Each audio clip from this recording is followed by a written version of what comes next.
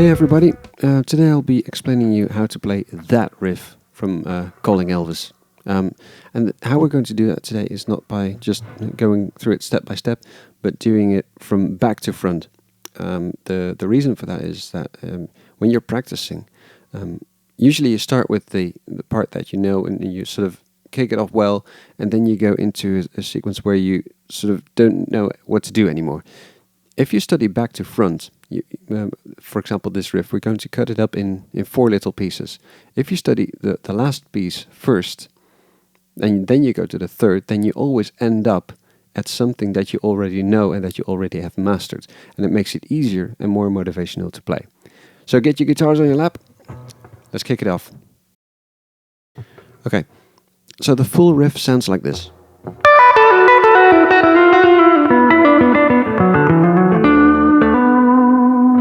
So we're going to cut it up in 4 pieces, and the fourth piece, the last piece, which is the first piece that we're going to take a closer look at, is this piece, which is fairly easy. Start at the A string, 7th position, 7, 8, 9, then go to D and G string, 7th position, and then end at a D, 7th position, hammer on for 9.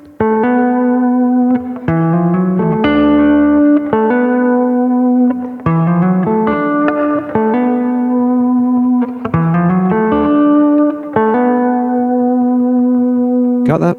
Okay, let's go to the second part, which is the third part of the riff. Okay, part 2 is the next part. And basically it is playing the same thing twice, but on a different combination of strings. So you first start at the G string, 9th position. Then go to 7. That's pull off. 9th position on D string, and then 7th position again on G string. And basically what we're going to do is play the same pattern, but do it 1 string lower. But now we're going to make a change, because we're not going to play that last note, this one, but we're going to play an open D.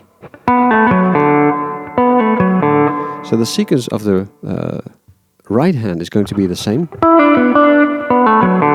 but the left hand is going to let loose of that D string.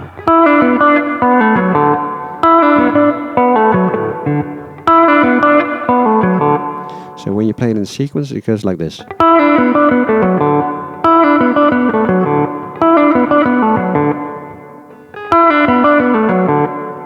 Got it? Next part. If you glue the parts together that you just have learned, you end up with this.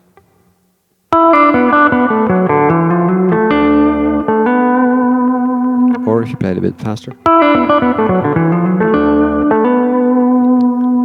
And that is the half of the riff already. So now we're going to focus on the next part, which is the following.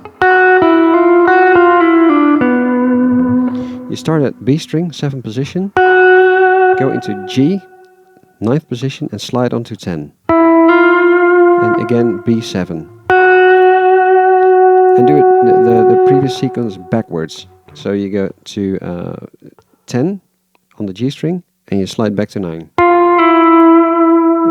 And then you pull off to the 7th position on the G string, and then the 9th position on D string. So as you can see, it's only fairly close together. You only use the positions at 7, 8, 9, and 10.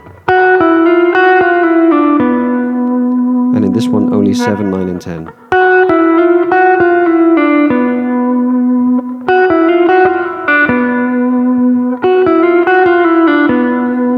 And if you glue this part in front of the bit that you have just mastered, then you get...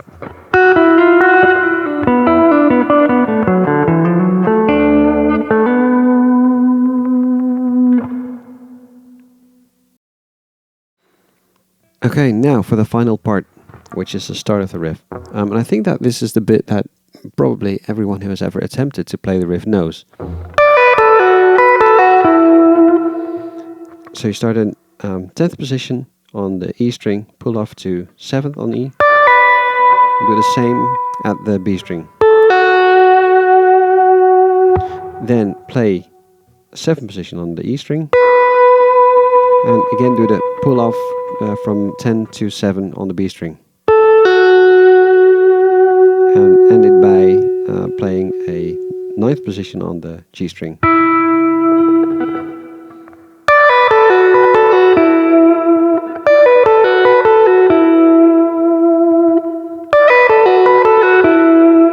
And if you now glue it all together, you get...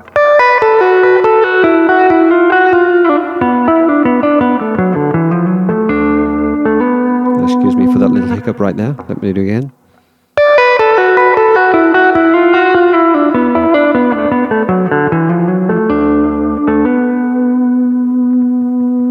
And you're there. So we now got all the 4 pieces. I need to put them together. And when you practice, you might want to first get those 4 sequences and play them apart.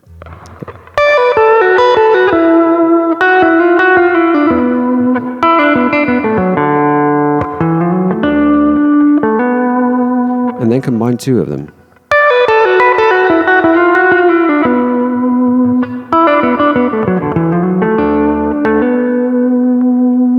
And then shift the brakes.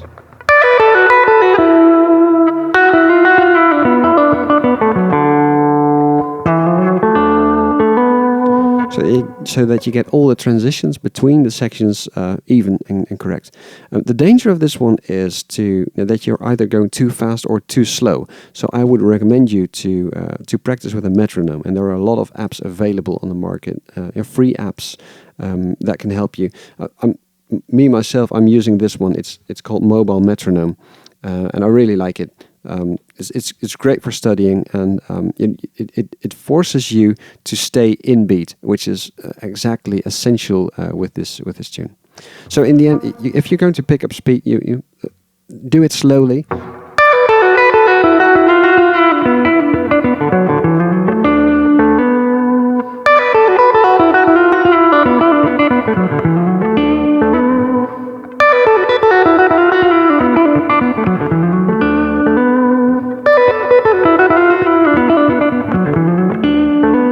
I don't think that he plays it that fast, but as long as you stay aware of the fact that you stay within 7th and 10th position, nothing can go wrong. Good luck practicing. If this video was useful for you, let me know in the comments. I read them all, trust me. And if it was really useful for you, you might want to consider making a voluntary donation to markknopflertribute@gmail.com. And while you're at it, while you're in the comments section, let me know. Maybe there is a part that of Mark Knopfler that you would like to have explained, and I might do it in my next tutorial. Alright, see you later.